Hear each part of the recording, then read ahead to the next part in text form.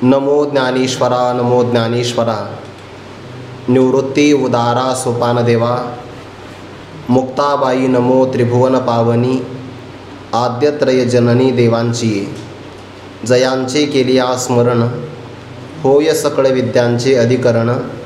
तेचे वंदू श्रीचरण श्री गुरूंचे ते नमस्कारोनी आता। ज्ञानम ज्ञेयम परिज्ञाता त्रिविधा कर्मचोदना। करणम कर्म करतेती त्रिविध कर्मसंग्रह। जे शब्दादी विषय हे पंचविध जे ज्ञेय तेची प्रिय का अप्रिय एके परीचे। कैवल्य साम्राज्य चक्रवर्ती विश्वमौली ज्ञानोबाराय सकल ब्रह्मनिष्ठ गुरुजनांच्या परमकृपेने श्री भगवती ज्ञानेश्वरीच्या 18व्या अध्यायातील 18व्या क्रमांकाच्या श्लोकाचा विचार आपण काल प्रारंभ केलेला आहे। या प्रस्तुत श्लोकाच्या अगोदर श्रीमद आद्य जगद्गुरू शंकराचार्य या श्लोकाच्या संबंधाने असं वर्णन करतात की कर्माचा असणारा जो विभाग आहे त्यामध्ये आत्मा हा कर्माचा करता नाही, तो असंग अलिप्त स्वरूपाचा शुद्ध निर्विकार आहे। आणि मग कर्माला कारण कोण आहे तर अधिष्ठानादी हे 5 कारणं सांगितले। कर्मामध्ये कायिक वाचिक मानसिक हे 3 प्रकार आहे, पण कर्माची प्रवृत्ती कोण आहे आणि कर्माचा संग्रह कोण आहे हे सांगण्याकरता या 18व्या श्लोकाला प्रारंभ झाला। ज्याच्याद्वारे एखादी वस्तू जाणली जाते, प्रकाशन केलं जातं, त्या साधनाला ज्ञान म्हणतात। ज्ञानाच्याद्वारे जे विषय केलं जातं, जाणलं जातं, त्याला ज्ञेय असं म्हणतात। आणि या ज्ञानाचा किंवा ज्ञेयाचा जो आश्रय आहे त्याला ज्ञाता असं म्हणतात। थोडक्यामध्ये काल आपण प्रक्रियेच्या भाषेमध्ये थोडासा विचार केला की जे सर्व व्यापक ब्रह्मचैतन्य आहे त्याला स्वरूपभूत ज्ञान असं म्हणतात। त्या स्वरूपभूत ज्ञानाला किंवा त्या व्यापक चैतन्याच्या एका भागाला किंवा अल्प भागाला अंतःकरणाचा उपाधी लागला की त्यालाच आपण जीव असं एक नाव देतो। अंतःकरणाचा उपाधी लागला की त्याला ज्ञाता असं म्हणतात। त्या चैतन्याचा एका सूक्ष्म भागाला अंतःकरणाचा नाही, आता अंतःकरण वृत्तीचा उपाधी लागला की त्याला आपण ज्ञान असं म्हणतो। म्हणजे वृत्ती ज्ञान आणि त्या चैतन्याच्या अधिष्ठानावर एखाद्या विषयाचा उपाधी लागला की आपण त्याला ज्ञेय असं म्हणतो। म्हणजे ज्ञाता ज्ञान आणि ज्ञेय हे कर्माची चोदना म्हणजे प्रवृत्ती आहे, प्रवर्तक आहे। कारण जोपर्यंत आपल्याला एखाद्या विषयाचं ज्ञान होत नाही तोपर्यंत त्याला प्राप्त करण्याचं आपण कर्तव्य करत नाही। जर आपल्याला विदेशातल्या एखाद्या पदार्थाचं ज्ञानच नसेल तर त्या पदार्थाला प्राप्त करण्याची आपण इच्छाही करत नाही। पण पुढे उदाहरण याच प्रसंगामध्ये येणार आहे। पण शास्त्रावरून जर आपल्याला स्वर्गाचं ज्ञान झालं शब्दप्रमाणाने किंवा जिथं पिण्याकरता अमृताची कोठार आहे, बसण्याकरता कल्पतरूंचे बगीचे आहे, फिरण्याकरता चिंतामणीच्या रस्ते सडका आहे, असं शास्त्रावरून नुसतं जरी कळालं तरी शहाणा मनुष्य किंवा विषयी पुरुष त्या स्वर्गाला जाण्याचं कर्तव्य करतो। म्हणजे शास्त्रातलं शब्द ही त्याला प्रवर्तक आहे, त्याला चोदना असं म्हणतात। प्रवृत्ती करणं वेगळं आणि प्राप्तव्याकरता कर्तव्य करणं वेगळं आहे। म्हणून ज्ञानम ज्ञेयम परिज्ञाता हे 3 प्रकारची कर्माची प्रवर्तक आहे। आणि जेव्हा ज्ञात्याला तो विषय प्राप्त करण्याची अपेक्षा निर्माण होते, हाव मनामध्ये निर्माण होते, आणि मग तोच ज्ञाता जेव्हा विषय प्राप्तीकरता प्रयत्न करतो, व्यापार करतो, तेव्हा ज्ञाताच कर्ता होतो।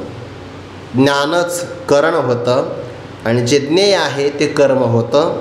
म्हणून हे 3 जण प्रवर्तक आहे, पण इच्छा निर्माण झाली आणि कर्तव्य क्रियाकर्म केलं की त्यांचे भाव बदलतात। भाव म्हणजे त्यांची अपेक्षा बदलते किंवा त्यांचं स्वरूप बदलतं। म्हणून करणम कर्म करता इति त्रिविध कर्मसंग्रह हा कर्माचा संग्रह आहे। या श्लोकाचं काल आपण भाष्य पाहिलं होतं की जे अविद्येच्या पोटामध्ये निर्माण झाल्याबरोबर आपल्या समोर ज्ञेयाला ठेवतं, आपल्या पाठीमागे ज्ञात्याची उभारणी करतं, ज्ञाता आणि ज्ञेय या दोघांचा संधिभाग जो जुळून देतं त्याला ज्ञान असं म्हणतात। ते सामान्य ज्ञान आहे। ज्ञेयाचं चिन्ह असं आहे की शब्द स्पर्श रूप रसगंध हे 5 प्रकारचं ज्ञेय आहे. आणि जो ज्ञान ज्ञाता ज्ञेयाचा वृत्ती ज्ञानाचा आणि ज्ञेय पदार्थाचा जो आश्रय आहे त्याला ज्ञाता असं म्हणतात. एवं भगवान म्हणतात की एवं ज्ञातया ज्ञाना ज्ञेया तिही रूप केले धनंजया. हे त्रिविध सर्व क्रिया प्रवृत्ती जाणं. हे सगळे त्रिविध तिघेजण जगातल्या सगळ्या क्रिया ज्या निर्माण होतात त्या क्रियेचं हे प्रवर्तक आहे किंवा प्रवृत्तीला कारण आहे. इथपर्यंत आपण पाहिलं. आता 78 क्रमांकाची ओवी आहे. आता ज्ञाता ज्ञान आणि ज्ञेय हे आपल्यासमोर भाव प्रगट झाले. ज्ञाता म्हणजे जाणणारा, ज्ञान म्हणजे जाणण्याचं साधन आणि ज्ञेय म्हणजे जाणण्याचा विषय. जे जाणलं जातं ते ज्ञेय आहे, जो जाणतो तो ज्ञाता आहे. आणि ज्या दोघाच्या संबंधाने यांचा जो मेळ घालवतो आहे, संबंध जुळून देतो, त्याला ज्ञान असं म्हणतात. आता ज्ञात्याला ज्ञानाच्याद्वारे ज्ञेय कळालं इथपर्यंत ठीक आहे. पण जर त्याला ते प्रिय किंवा प्रिय वाटलं तर मग तो तळमळ करतो, तो हातपाय हलवितो, एकतर त्यागाकरता किंवा स्वीकाराकरता कर्तव्य करतो. आणि जेव्हा तो क्रिया करतो तेव्हा ज्ञाताच कर्ता होतो. म्हणजे उच्च पदाला जरी ज्ञाता भावामध्ये तो असला पण जर तो क्रिया करण्याकरता प्रवृत्त झाला, ती क्रिया का होते? कारण त्याला प्रिय किंवा अप्रिय वाटत असतं. जे जे मनुष्याला प्रिय वाटतं ना ते जवळ प्राप्त करावंसं वाटतं, आणि जे जे अप्रिय आहे ते मनुष्याला सोडावंसं वाटतं. कधीकधी शास्त्राने जे आपल्याला निषिद्ध सांगितलं हे थोडं बारकाईने ऐका बरं. शास्त्राने एखादी गोष्ट निषिद्ध म्हणून सांगितली पण आपल्याला प्रिय वाटत असेल तर सोडाविषयी वाटत नाही.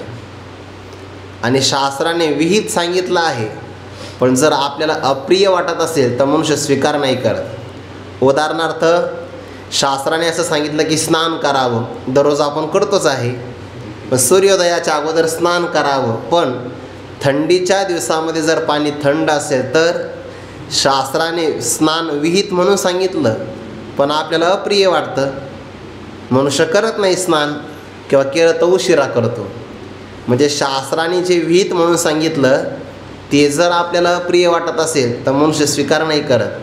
म्हणून हे स्वीकार आणि त्याग त्या मनुष्याच्या अंतःकरणाच्या वृत्तीवर त्याला अनुकूल किंवा प्रतिकूल ज्ञान, त्यालाच आपण भेदज्ञान म्हणतो की नाही विचारसागरामध्ये, किंवा त्याला प्रिय किंवा अप्रिय ज्ञान असं म्हणतात. प्रिय अप्रिय विषय पाहिला की त्या संबंधाने क्रिया केली की ज्ञाताच जाणणारा कर्ता भावाला प्राप्त होतो. तो कसा? ज्ञानोबा खूप विस्ताराने आता चिंतन सांगतात यावर. 78 क्रमांकाची ओवी आहे. जे शब्दादी विषय हे पंचविध जे ज्ञेय तेचे प्रिय का अप्रिय एके परीचे ज्ञान मोठके ज्ञातया दावी नाजव धनंजया तव स्वीकारा की त्यजावया प्रवर्तेची तो. या 2 ओव्यांचा एकत्र विचार आहे. जे शब्दादी विषय, आपल्याकडे 5 ज्ञानेंद्रिय आहे आणि 5 ज्ञानेंद्रियाचे पंचविषय आहे. त्यापैकी सगळ्यात पहिला विषय आहे शब्द. म्हणून शब्द ज्याच्यामध्ये आदी आहे. बाकीचे 4 घ्यायचे मग आपण. शब्द, स्पर्श, रूप, रस आणि गंध. या 5 विषय 5 इंद्रियांचे आवडते आहे आणि 5 विषयामध्ये 5 जण सापडलेले आहेत. आता एक एक विषय जर एका जणाच्या अधपतनाला कारण ठरतो आहे तर ज्याच्या ठिकाणी हे 5 विषय एकत्र आसक्तीला आले त्याचं काय होणार आहे? त्याचं वाटोळच होणार आहे, दुसरं काही होणार नाही. शब्द विषयाला मृग सापडतो, हरिण. ते पारदीप बिन नावाचं वाद्य वाजवतात. शब्दाला भूलतो, शब्द विषयामध्ये तो हरिण अडकतो.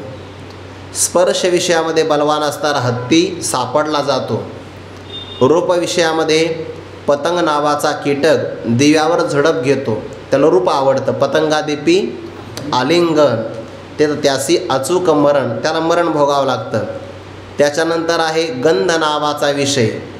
गंधामध्ये भ्रमर अडकला जातो बघा. भ्रमरभेदी कोडे भलतेशे काष्टे कोरडे परी कळिके माझे सापडी कोवळीये, तेथ उत्तीर्ण होईल प्राणी. तो प्राणातून प्राणाचा त्याग करतो, पण त्या कळीला मात्र काही सोडत नाही आणि रस विषयामध्ये मासा अडकला जातो. हे शब्दादी विषय कसे आहे? पंचविध जे का ज्ञेय, 5 प्रकारचे वृत्ती ज्ञानाचे विषय असल्यामुळे त्याला ज्ञेय असं म्हणतात. पण ज्ञानोबा म्हणतात जरी हे 5 असेल तर त्याच्यामध्ये 2च प्रकार आहे. कोणते? तेचे प्रिय का अप्रिय एके परीचे. एकच प्रकार आहे, एक तर प्रिय प्रकार किंवा दुसरा अप्रिय प्रकार. हा कुठं आला आहे? दुसऱ्या अध्यायामध्ये. मात्रा स्पर्शास्तु कोणतेय शीतोष्ण सुख दुःखदाहा आगमापायिनो नित्यास्तांती तिक्षस्व भारत. एकच होवी देखे शब्दाची व्याप्ती, निंदा आणि स्तुती ते तद्वेषाद्वेष उपजती श्रवणद्वारे. शब्द एक विषय आहे, तो कानाच्याद्वारे ऐकला जातो. पण एकच शब्द स्तुती करत असेल तर वा वा काय म्हटला तो माझ्याविषयी, असा मनुष्य कान टव करतो.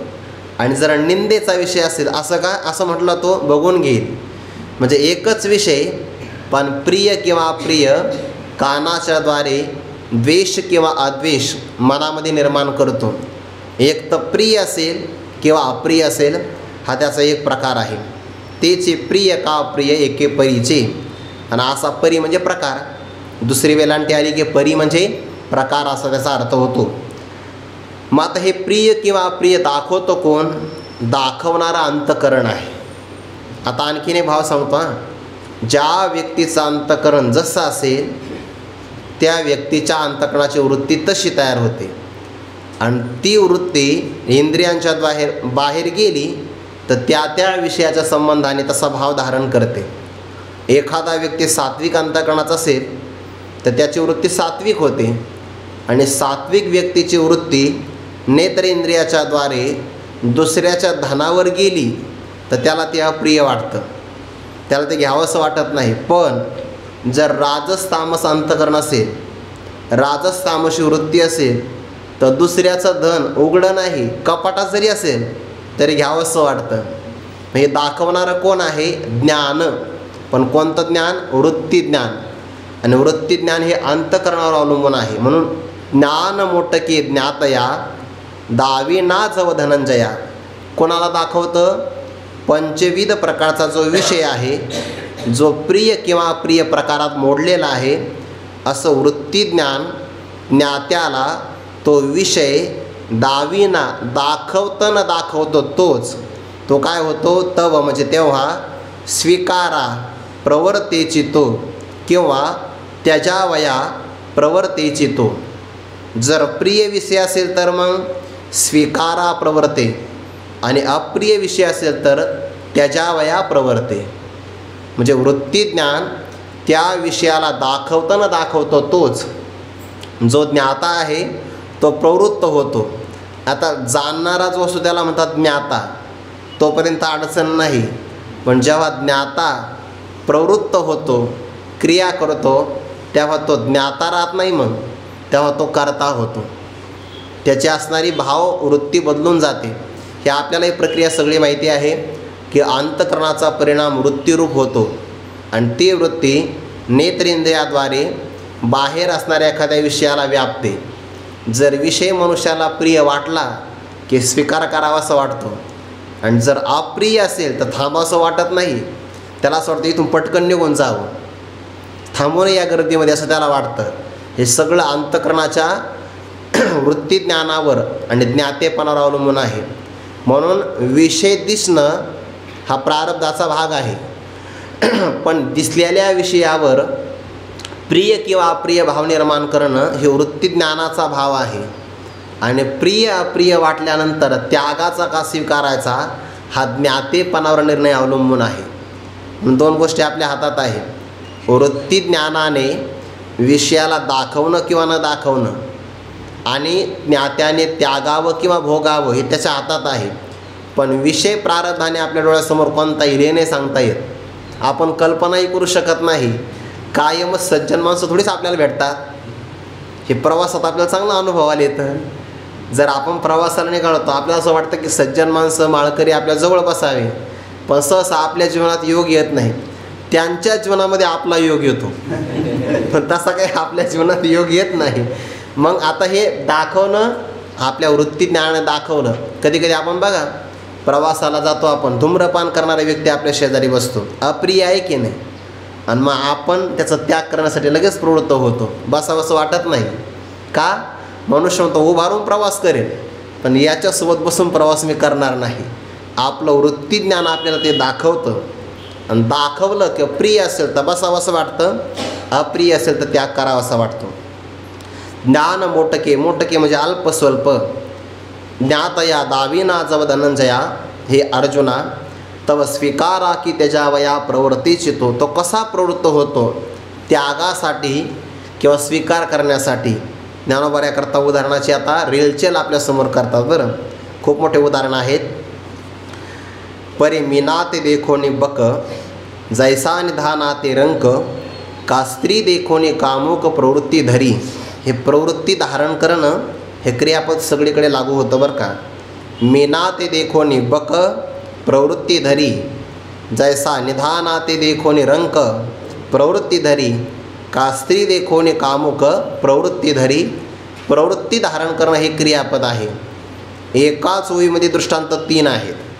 ही ज्ञानोबारांची योजना आहे. कधी एकाच ओळीमध्ये 3 दृष्टांत, कधी एका दृष्टांताकरता 4 ओव्या.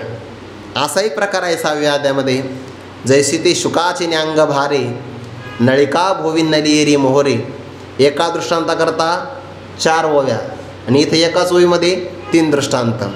पहिला दृष्टांत असा आहे, मीना ते देखोनी बक. मीन म्हणजे मासा, आणि बक म्हणजे बगळा. दिसायला राजहंसासारखा असतो बरं, पण राजहंस नसतो हे तितकंच खरं आहे. अगदी चालतो ऐटदार, दिसायलाही पांढरा शुभ्र तसा आहे, पण तसा मनातला त्याचा भाव नाही. तो बगळा पाण्यामध्ये जातो आणि काठाला एका पायावर उभा राहतो. ते मासे पाहतात. आम्ही आत्ता चालून पाठाला, आपल्या इंद्राणीमध्ये त्या पान कोंबडी म्हणतात त्याला. ते काय असेल काय माहिती, ते पाण्यातही राहतात आणि वरही उडून जातात. पण पाहिलं आखा मासा गिळतात, ते चावतसुद्धा नाही. बुडी घेतली तर मासा पकडतात, आणि वर आल्यानंतर असं वर तोंड करून ऊर्ध्वमुखी गिळूनकृत करतात, चावतसुद्धा नाही. त्याला माशाची आवड आहे. आत्ता पाहिलं मी येता येता हे मधल्या पुलावरून, भक्ती सोपान पुलावरून, असं दिसलं म्हणून सांगितलं. जसं त्याला ते माशाची प्रवृत्ती आहे, तसे बगळ्याला मासे आवडतात. पण त्याला माहिती आहे मासे असे येणार नाही. मग तो मस्त काठावर उभा राहतो एका पायावर, आणि मग मासे तिथं जातात आणि सगळ्या आपल्या जाती गोताला सांगतात, अरे काय आपलं भाग्य आहे म्हणे, भाग्याचा उदय. आपल्या काठावर एक महात्मे आले म्हणे, एका पायावर उभा राहून तपश्चर्या करतात, चला दर्शनाला. सगळे मासे असे दर्शनाला येतात. मीना ते देखोनी बक प्रवृत्ती धरी. आणि मग मासे एका रांगेत आले तर तो बगळा असं डोळे उघडून पाहतो. पण तो म्हणतो आता जर डोळे उघडले तर उगा लहान लहान मासेच आपल्याला घासायला येईल. मग थोडासा संयम ठेवू आपण. हळूहळू मग मोठे मासे येतात, आणि मोठा मासा टप्प्यात आला की बगळा काय करतो, बरोबर सूचीमध्ये त्याला पकडतो, जातो उडून. मीना ते देखोनी बक प्रवृत्ती धरी, कारण त्याला ते प्रिय असतं. पुढे जैसा निधाना ते रंक देखोनी प्रवृत्ती धरी. रंक म्हणजे गरीब, दुबळा आहे बिचारा, त्याच्याकडे खर्च करण्याकरता कवडीसुद्धा नाही. ज्ञानोबा म्हणतात इतका रंक आहे बिचारा, त्याच्या वाडवडिलांनी धन पुरलेलं आहे, त्या धनावर तो बसलेला आहे. पण काय करावं, प्रारब्ध असा आहे का धनाच्या वरतीच बसला आहे, पण फाटक्या झोळीला मात्र गाठी मारतो आहे. निदैवाच्या परिवरी लोह्या रुतल्या हाती सहस्रवरी, परितेथ बैसोनी उपवासू करी का दरिद्रे जिये. हे त्या दरिद्राचं उदाहरण पाहायचंच नाही बरं. एक उदाहरण सांगतो, लक्षात येईल. मी काल परवा एक उदाहरण ऐकलं. एक प्रसिद्ध आहे कथाकार चांगले, त्यांनी सांगितलं एका आईचा मुलगा विदेशामध्ये गेला, आणि तो गेला तर ते स्थायिक झाला. ते काही भेटायला परत आला नाही, पण त्याचं पत्र यायचं. त्याची उपजीविका चालावी म्हणून ती आई भिक्षा मागायची, भीक मागून खायची. गावातल्या लोकांनी सांगितलं काय नालायक मुलगा आहे तुमचा, इतके दिवस विदेशामध्ये गेला असा ते तुम्हाला पैसे पाठवत नाही, काही नाही, फक्त पत्र पाठवतो. तुम्ही तसं नाही म्हणे, तो पत्र पाठवतो, पण पत्राच्या सोबत काही त्यांनी रंगीत असणारे कागदसुद्धा पाठवलेले आहे आणि मी ते जपून ठेवले. तो व्यक्ती घरी आला आणि त्याने पाहिलं, शेजारच्या व्यक्तीने, ते रंगीत कागद नव्हते. त्याला हल्लीच्या काळामध्ये त्याला आपण ड्राफ्ट म्हणतो ना, धनादेश एक प्रकारचा तो पाठवलेला होता. त्या माणसानं सांगितलं, आई याला जर बँकेमध्ये मोडलं तर तुला भीक मागण्याची गरज नाही. तुझ्या मुलाने प्रत्येक महिन्याला तुला पैसेच पाठवले आहे, पण त्याचे नगद पाठवता येत नाही, म्हणून त्याने त्या ड्राफ्टच्या माध्यमातून बांधलेले पाठवलेले आहे. तसाच प्रकार आहे. ज्ञानोबराय तुकोबरायांचे हे सगळे शब्द आपल्याकरता धनादेशच आहे, पण आपले माणसं मात्र असे आहे, ते तर बैसवणी उपवासू करी का दरिद्रेची, म्हणजे श्रीमंत बापाची दरिद्री मुलं आहे हे पाहण्याकरता वेळ नाही. आणि हे घरातूनच आहे. बरं, घरातून संत वाङ्मयाचे विषय अनास्थ आहे. एखादा मुलगा जर हरिपाठ वाचू लागला तर घरातले माणसं वाचू देत नाही त्याला, किंवा तो जर सप्ताहामध्ये ज्ञानेश्वरी पारायण करण्याकरता बसला तर बसू देत नाही. स्टडी कर, अभ्यास कर, ते करू नको असं म्हणतात. म्हणजे घरातूनच त्यांची अनास्था आहे. आता काल परवा मी बातमी वाचली, एका शाळेमध्ये आता उन्हाळ्याच्या सुट्ट्या लागल्या की नाही, तर त्या शाळेत त्यांनी उपक्रम सुरू केला की सार्थ ज्ञानेश्वरी, सार्थ तुकोबारांची गाथा सगळ्या विद्यार्थ्यांनी वाचली पाहिजे उन्हाळ्यामध्ये. हे जगातल्या सगळ्या शाळेत झालं पाहिजे, तर चारित्र्य संपन्न पिढी तयार होईल. नाहीतर किती विकास करा ते अधोगतीच आहे. हे कशामुळं सांगितलं? निधान आहे आपल्याजवळ आमाधरी घनशब्दाचीच रत्ने, पण रंक माणसं अशी आहे की त्यांना हे नाही आवडत. तर महाराज विनोद सांगा कीर्तनामध्ये, रंक रंक हा त्याचा अर्थ आहे. निधान ते रंक, गरीब आहे दरिद्री, आणि जर त्याला ठेवा सापडला की तो प्रवृत्ती धारण करतो. पण काही रंक असे आहे की निदान सापडलं तरी घ्यावं असं वाटत नाही त्यांना. हे त्यांच्याहीपेक्षा पुढची आवृत्ती आहे. हां, ते आहेच ना.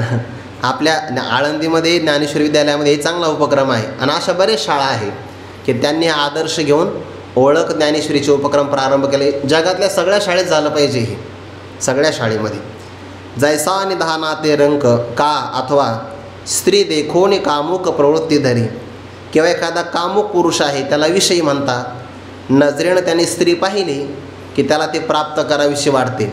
16व्या अध्यायामध्ये आहे बघा, तयाची स्त्री भोगा लागी लागी पाताळ स्वर्गा, धाविती दिग्विभागा पर्वतेही. ते दिशांच्या पलीकडे सुद्धा धाव घेतात. कशा करता? कामुक पुरुष आहे. हे कशा करता सांगितलं?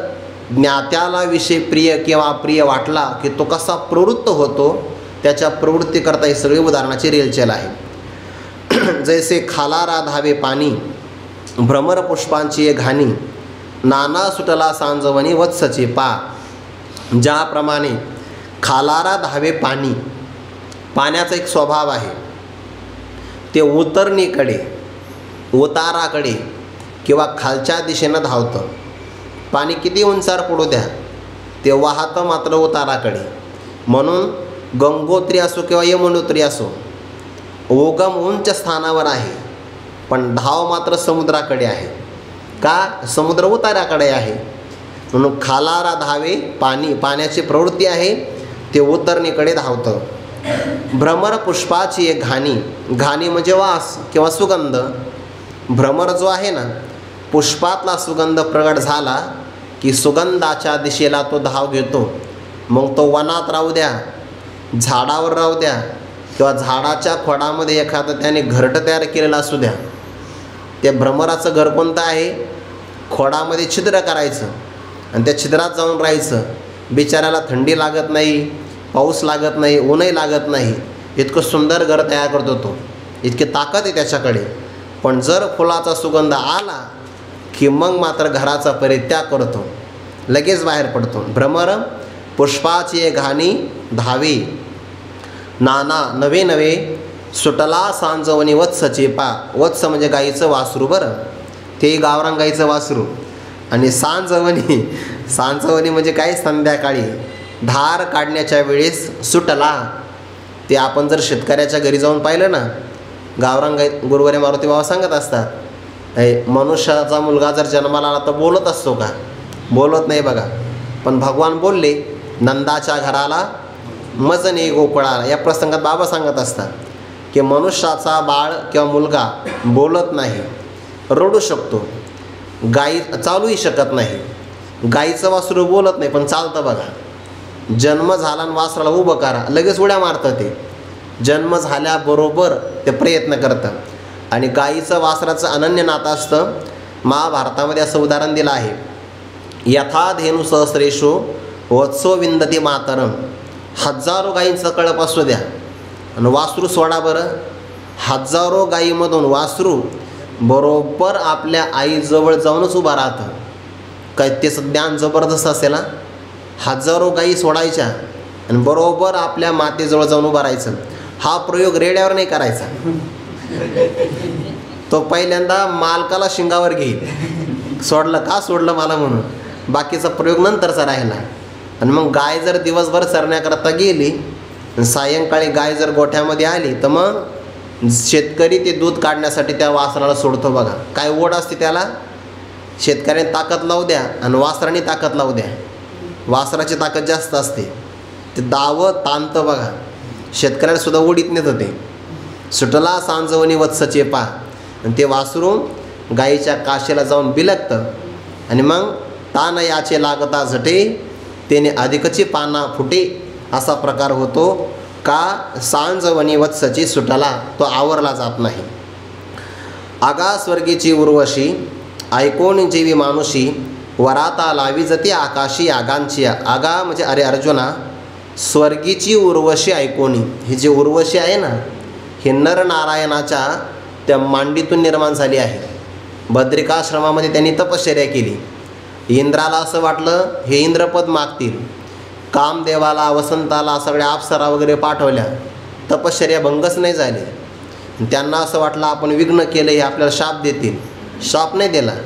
ते नरनारायण प्रसन्न झाले आणि सांगितले आमच्याजवळ असणाऱ्या अनेक अप्सरा आहेत, त्याच तुम्ही घेऊन जा. त्यांना पाहिलं तर स्वर्गातल्या अप्सरा लाजल्या. कोणाला न्यावं तर त्या भगवंताच्या उरू म्हणजे मांडी, मांडीजवळ जी उभी होती त्याला म्हणतात उर्वशी. आणि मग ती उर्वशी स्वर्गाला पाठवून दिली. उर्वशी अप्सरा सुंदर आहे, पण तिचं वर्णन ऐकलं तर विषयी पुरुषाला असं वाटतं एक काम करू आपण, इथले भोग काय भोगायचे, 100 यज्ञ करून 100 यज्ञाची शिडी लावू एक प्रकारची, आणि मग 100 पायऱ्या करून स्वर्गात आपण जाऊ. जसा तो प्रवृत्ती धरतो तसा ज्ञाता प्रिय विषयाला प्राप्त करण्यासाठी प्रवृत्ती धारण करतो. आगा स्वर्गीची उर्वशी ऐकोनी जेवी मानुषी, ज्याप्रमाणे मनुष्य वराता लावी जती आकाशी आगांची. याग म्हणजे यज्ञ, यज्ञांच्या वराता म्हणजे शिड्या. तो आकाशामध्ये शिड्या लावतो की नाही. कारण उंच जर एखादा भाग असेल तर चढून जाण्याकरता शिडी लागते बघा, त्याला माळ म्हणतात. जुन्या काळामध्ये किल्ल्यावर जर चढाई करायची असेल तर त्याला माळ असायची. मध्यंतरी लाकूड आणि दोन्ही बाजूला दोर, त्याला म्हणतात माळ. तशी आकाशामध्ये शिडी लावायची 100 यज्ञाची. कुठं जायचं, स्वर्गात उर्वशीला प्राप्त करण्यासाठी, जसा विषय पुरुष करतो. आणखीन एक उदाहरण देतात, पै पारिवा जैसा किरीटी, चढला नभाची या पोटी, पारवी देखून लोटी अंगची सगळी. पारव्याचं उदाहरण दिलं आहे. पारिवा म्हणजे पारवा. पारवा नावाचा एक पक्षी आहे. तो आकाशामध्ये उंच उड्डाण करतो आणि उंच उड्डाण करता करता खाली पाहतो. जर त्याची प्रिय असणारी पारवी त्याला दिसली तर मग हळूहळू यावं, आपला वेग कमी करावा, पाहतच नाही. तिच्या अंगावर तो आपलं वरून अंग सोडून देतो. परिणाम काय होतो, वेगात आल्यामुळे आदळतो, मरतो, पण मात्र प्रवृत्ती सोडत नाही. पारिवा जैसा किरटी, चढाला नभाची या पोटी, त्या आकाशाच्या पोटामध्ये चढतो, पण पारवी पाहिली की सगळे अंगाची लोटी, आपलं संपूर्ण असणारं शरीर तो लोटून देतो, सोडून देतो. आणखीन एक उदाहरण देतात, हे नाघन गर्जना सरिसा, मयूर ओवांडे आकाशा, ज्ञाता ज्ञया देखोणी तैसा धावची घे. हे 78 ओळीपासून 74 ओळीपर्यंत एक विषय बरं का सगळा, फक्त सांगायचं राहिला, आता लक्षात आला. तैसा ज्ञाता ज्ञेय विषयाला पाहून कशी प्रवृत्ती धारण करतो किंवा धाव घेतो, तर अशा प्रकारची. घन गर्जना सरिसा, गर्जना होते की नाही. आषाढाचे दिवस असावे, सहसा आषाढ महिन्यामध्ये गर्जना होत नाही. आषाढ महिन्यामध्ये फक्त पाऊसच चांगला पडतो, पण कधीकधी आषाढ महिन्यामध्ये ढग जास्त दाटून आले, वर्षा ऋतू म्हणतात त्याला, तर मग घनही येतात आणि एकमेकाला घासल्यामुळे गर्जना करतात आणि त्या आकाशामध्ये घनांची मेघांची फळी दाटून आली की सगळ्यात जास्त आनंद होतो मोराला. म्हणून घन गर्जना सरिसा, आकाशाची गर्जना झाल्याबरोबर मयूर आकाश ओवांडे, तो आकाशाकडे उड्डाण करतो. तुम्ही पाहिलं असेल ते मोराला जास्त उडता येत नाही बरं, जास्त उंच जात नाही तो, पण जर त्याने उड्डाण केलं तर बऱ्याच अंतरापर्यंत सारखा जाऊ शकतो. उड्डाण करतो मी पाहिलं तो मोर उडताना. मयूर ओवांडे आकाशा, हे झालं उदाहरण. तैसा ज्ञाता ज्ञेया देखोनी तैसा धावची घे. ज्ञात्याने प्रिय किंवा अप्रिय असणारा विषय पाहिला की मग प्राप्तीसाठी तो धाव घेतो. आणि म्हणून ज्ञान ज्ञेय ज्ञाता हे त्रिविध गा पंडुसुता होयची कर्मासवस्था प्रवृत्ती येतं. म्हणून ज्ञान म्हणजे अंतकरणाचं वृत्ती ज्ञान, ज्ञेय म्हणजे काय, ज्ञानाच्याद्वारे जाणला जाणारा विषय, आणि जो जाणतो त्याला म्हणतात ज्ञाता. हे त्रिविध गा पंडुसुता हे 3 प्रकारचे आहे. आणि समस्ता कर्मा एत प्रवृत्ती होयची, सगळ्या कर्माची प्रवृत्ती या तिघापासूनच होते बरं. ज्ञेय आहे 5 प्रकारचं, शब्द स्पर्श रूप रसगंध.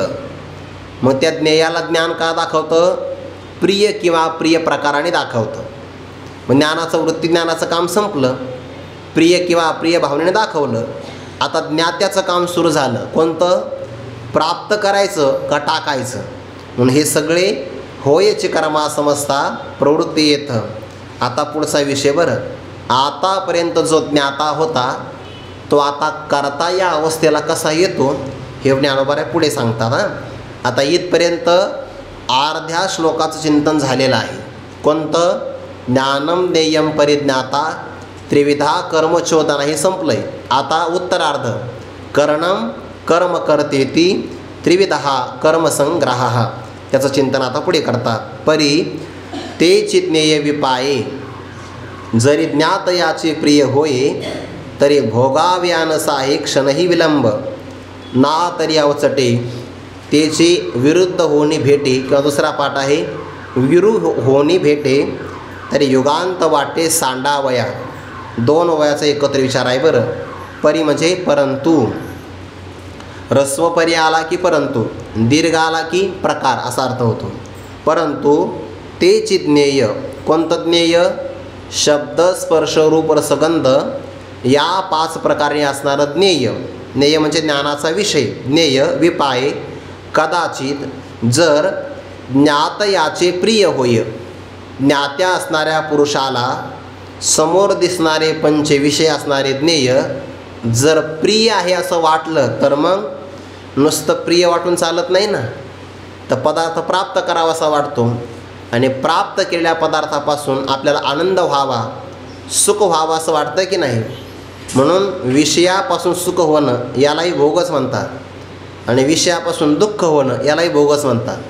मग सुखदुःखान्यतर साक्षात्कार भोग, हा सुख किंवा दुःखाचा साक्षात्कार याला म्हणतात भोग. पण जर प्रिय असेल तर सुखाचा भोग आणि अप्रिय असेल तर दुःखाचा भोग. म्हणून प्रिय जर असेल तर मग भोगावया, सुख भोगण्यासाठी न साहे क्षणही विलंब, त्याला क्षणाचा सुद्धा विलंब सहन होत नाही. एखाद्याला जर आवडीचा विषय असेल आणि जर तो त्याला सेवन करावासा वाटला तर त्याला क्षणाचा विलंब नाही सहन होत. गुरुवारी बाबा सांगत असतात पाठामध्ये, एखाद्या व्यक्तीला चहाची आवड असते घरामध्ये आणि तो मोठा व्यक्ती असतो आणि पाहुणे रावळे आले की त्याला माहिती आहे आता चहा होणारच आहे, पण पाहुण्याच्या नंतर आपल्याला चहा मिळणार आहे, प्रिय विषय आहे.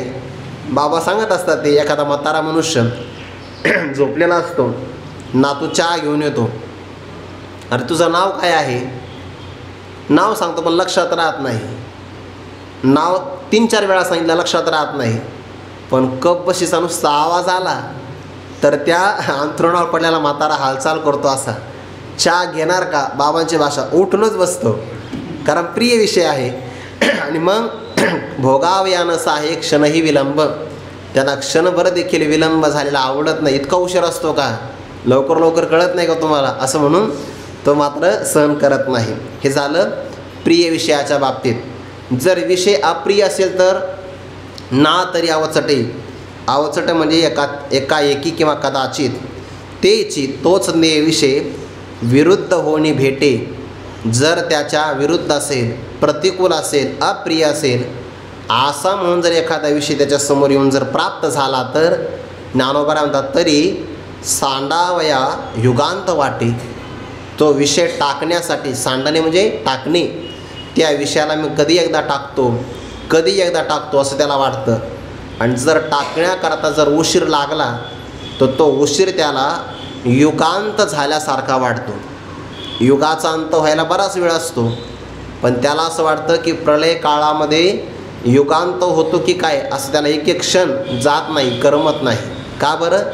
अप्रिय विषय कधी दूर होईल याची मनुष्याला घाई असते, आणि प्रिय विषय कसा मला लवकर प्राप्त होईल याची पण घाईच असते. सज्जन आपल्याला भेटावे याची घाई असते, आणि दुर्जन कधी एकदा आपल्यापासून निघून जातं दूर याची मनुष्याला घाईच असते की नाही. युगांत वाटे सांडावया. उदाहरण देतात, व्याळा काहारा वरपडा झाले या नरा, हर्ष आणि तरारा सरसाची ओठी, तैसे ज्ञेय प्रिया प्रिये देखिलीने ज्ञातया होय, मग त्याग स्वीकारी वाहे व्यापार राहते. व्यापार करतो म्हणजेच काय करतो? क्रिया करतो.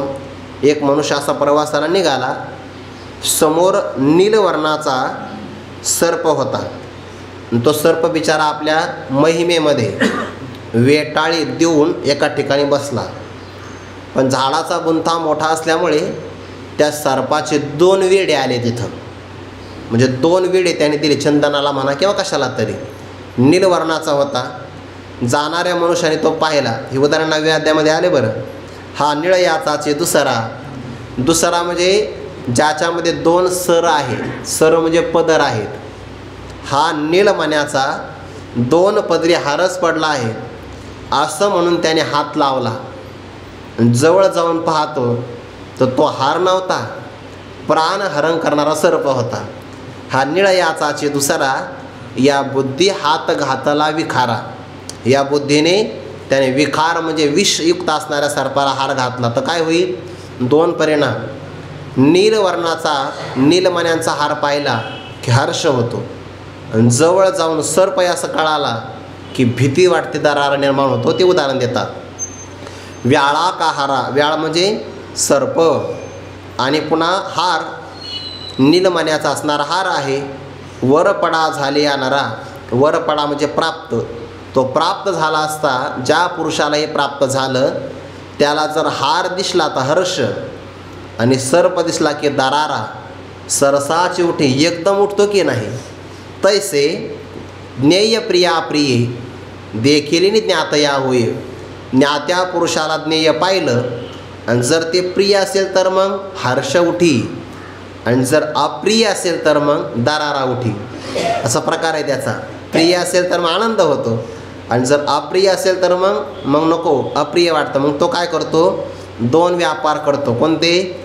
त्याग स्वीकारी वाही व्यापाराते. व्यापार म्हणजे क्रिया करतो. कोणती क्रिया? जर प्रिय असेल तर स्वीकारी क्रिया वाहे, आणि जर अप्रिय असेल तर मग त्याग क्रिया वाहे. त्यागाची क्रिया धारण करतो. आणि ध्यानात ठेवायचं, जेव्हा तो त्याग स्वीकाराची क्रिया करतो त्याच्या पाठीमागे त्याला प्रिय अप्रियतेची भावना असते.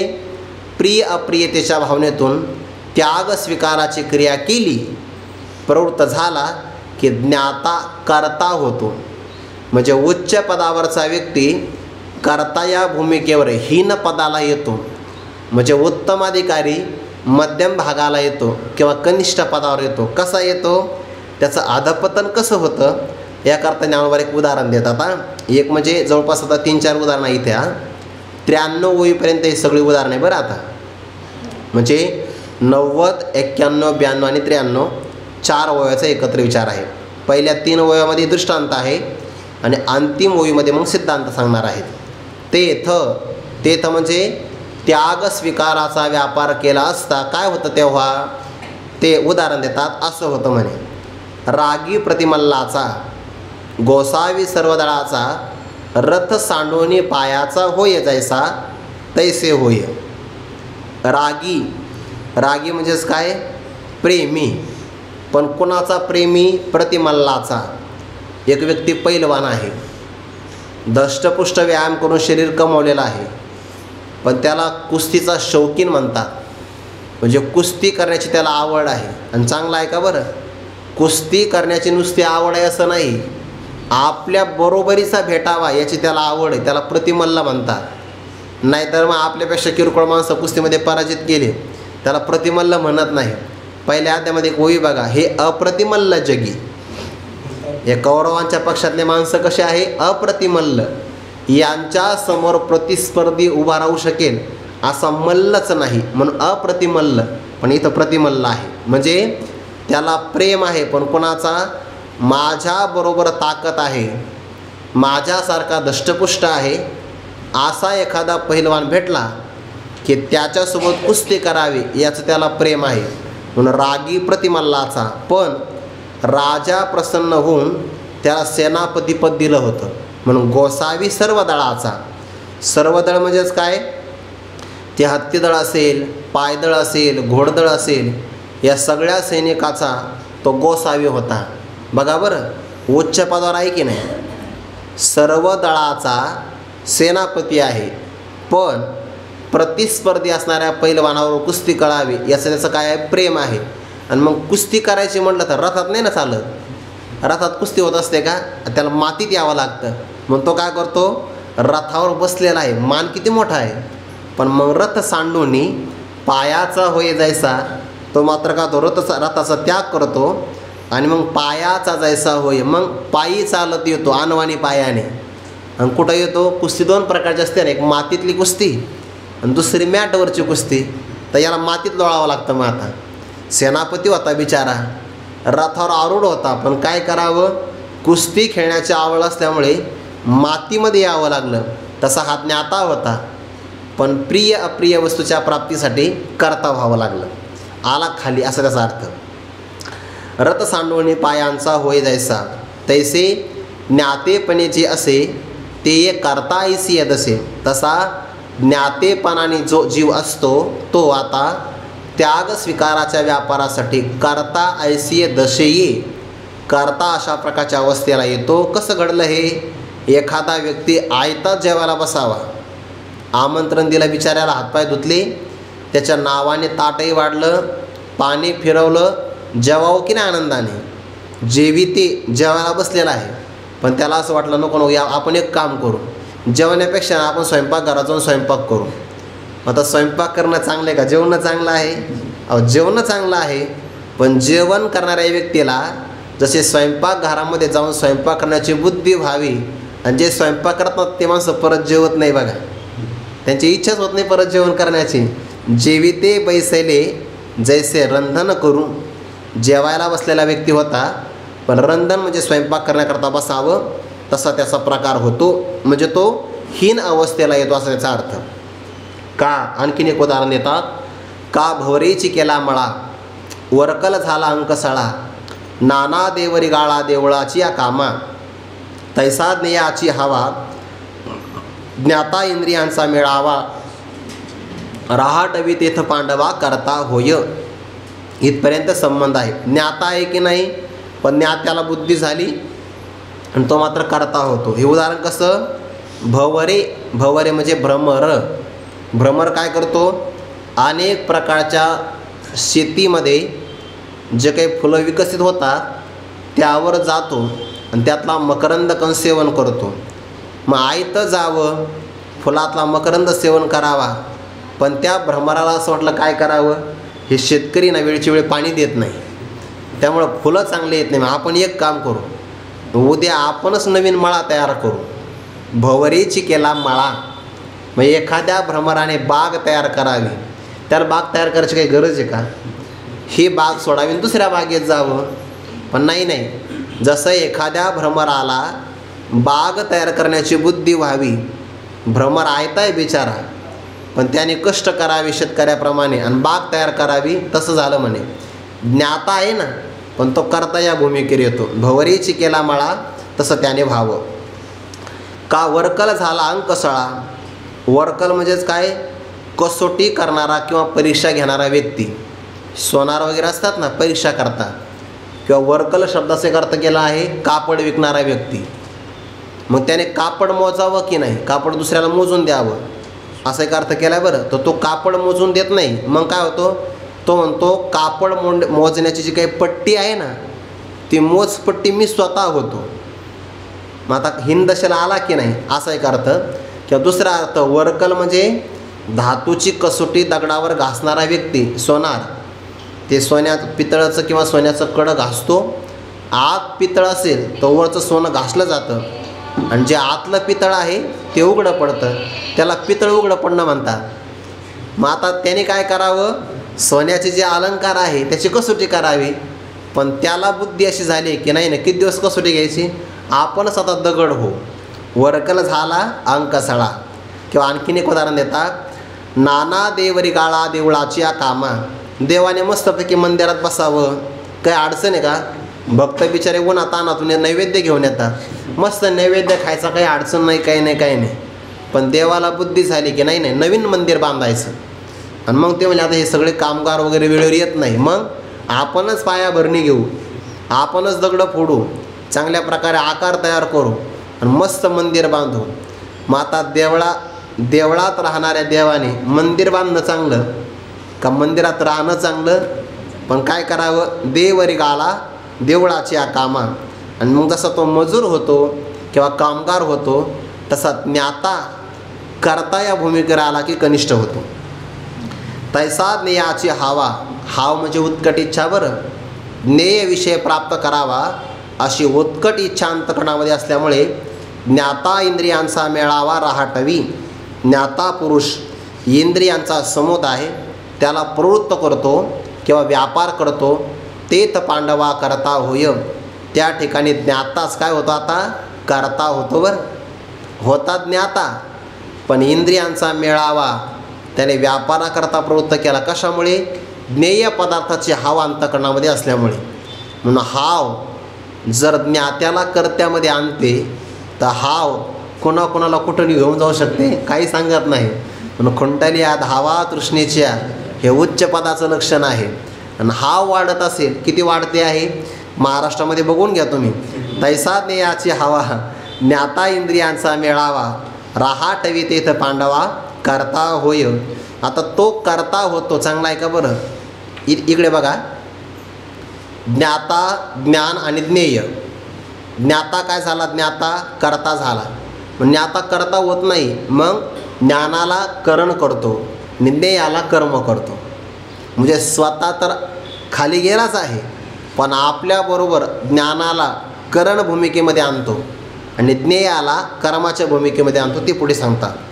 आणि आपण होणी करता ज्ञाना आणि करणता ते तज्ञेचे स्वभावता कार्य होय. आलं की नाही? कार्य म्हणजेच कर्म. आपण स्वतः करता होऊन जे वृत्तीज्ञान आहे त्या वृत्तीज्ञानाच्या ठिकाणी करणता म्हणजे ते करण आहे. म्हणजे कर्माचं साधकतमम करणम, त्याला करण म्हणतात, साधन म्हणतात.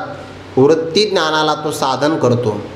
मग आता ज्ञाता करता झाला, ज्ञान करण झालं. आता काय राहिलं? फक्त ज्ञेय, आणि राहिलं होतं कर्म. मग ज्ञेयाचे स्वभावतः कार्य होय. त्या ठिकाणी जे ज्ञेय आहे ते स्वभावतः कार्य किंवा कर्म होऊन जातं. ऐसा याप्रमाणे ज्ञानाची निजगती पालट पडेगा सुमती, नेत्रांची शोभा राती पालटे जैसी. अशा प्रकारे जे स्वरूपभूत ज्ञान आहे की नाही त्या स्वरूपभूत ज्ञानामध्ये निजगतीने उपाधिभेदाने पालट म्हणजे विपरीत परिणाम होतो. स्वरूपभूत ज्ञानाला अंतःकरणाचा उपाधी लागला की ज्ञाता, इच्छा निर्माण झाली की कर्ता. अंतःकरणाचा वृत्तीचा उपाधी लागला ज्ञानाला की ज्ञान, पण इच्छा निर्माण झाली की त्याला करण नाव आलं. त्या चैतन्याला विषयाचा उपाधी लागला की ज्ञेय, पण इच्छा निर्माण झाली की मग कर्म. नाहीसा ज्ञानाची निजगती पालट पडेगा सुमती. बुद्धिमान असणाऱ्या अर्जुना यांच्यामध्ये बदल होतो. ज्ञाता होता झाला कर्ता, ज्ञान होतं झालं करण, ज्ञेय होतं झालं कर्म. असा बदल का झाला? होऊ शकतो. ज्ञानाची निजगती पालट पडेगा सुमती, विषयाची प्राप्तीमुळे एवढा बदल होऊ शकतो. हवा म्हणतात ना त्याला, नेयाची हवा. कसं उदाहरण देतात, नेत्रांची शोभा राती पालटे जैसी.